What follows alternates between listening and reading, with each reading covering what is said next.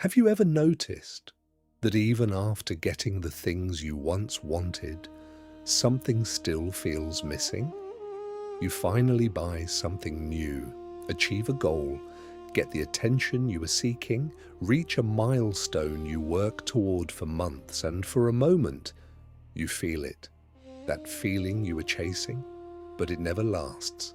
Very quickly, the mind starts moving again, something else, something bigger, something more, and slowly, without realizing it, life becomes an endless cycle of chasing.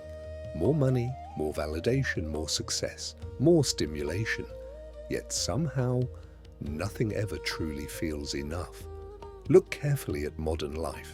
People are consuming constantly, scrolling endlessly, buying constantly, comparing constantly, chasing constantly. The mind never rests. And the strange part, people today have more comfort than any generation before them. Better technology, more options, easier access to everything. Yet so many feel internally empty. Why? Because pleasure and fulfillment are not the same thing. Temporary excitement can distract the mind, but it cannot satisfy it. And Krishna understood this deeply, thousands of years ago.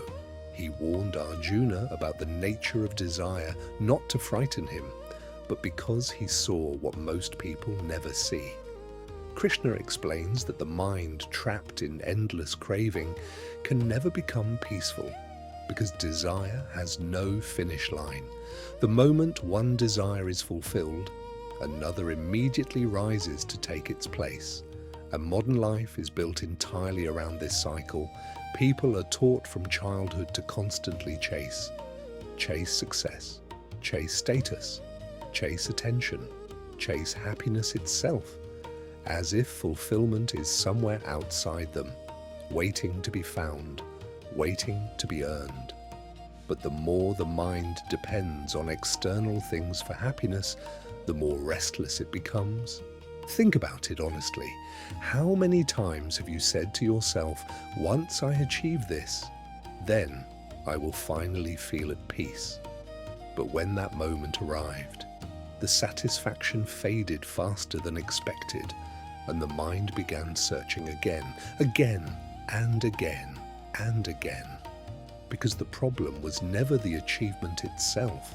The problem is that the mind has been conditioned to always need more. Krishna says that desire is like fire. The more you feed it, the stronger it grows. And this is why so many people feel exhausted internally, not because they have too little, but because the mind never stops craving. Even rest becomes difficult. A person sits in silence for a moment and immediately reaches for distraction, a phone, a video, noise, anything, because stillness feels uncomfortable. And perhaps that is the real crisis of modern life. The mind has forgotten how to feel content. Krishna teaches something that cuts through everything. Peace does not come from getting everything you want. Peace comes from understanding the nature of desire itself, from realizing that no external achievement, no amount of success, no level of recognition can permanently fill an internal emptiness, because the mind that constantly seeks fulfillment outside slowly loses connection with itself.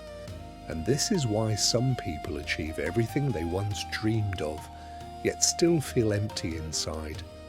Not because life failed them, but because the mind keeps moving the destination. Real fulfillment begins the moment a person stops expecting temporary pleasures to create permanent peace. And this is where most people misunderstand Krishna's teaching. He does not say, stop working, stop dreaming, stop achieving. He teaches something far deeper, to live fully, without becoming psychologically dependent on constant stimulation, to enjoy life, without losing yourself inside endless craving. Because the person controlled by desire can never truly rest. But the person who understands desire begins discovering something the chasing mind never finds: freedom. Think honestly about your own life.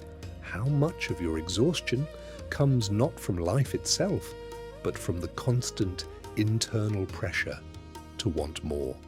More success, more attention, more experiences, more happiness.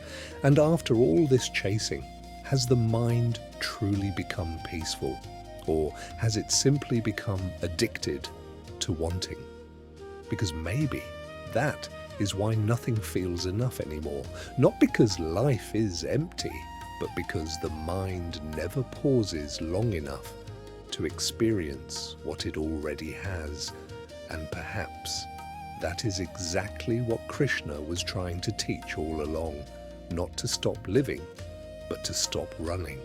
If this resonated with you, share it with someone who needs to hear it today.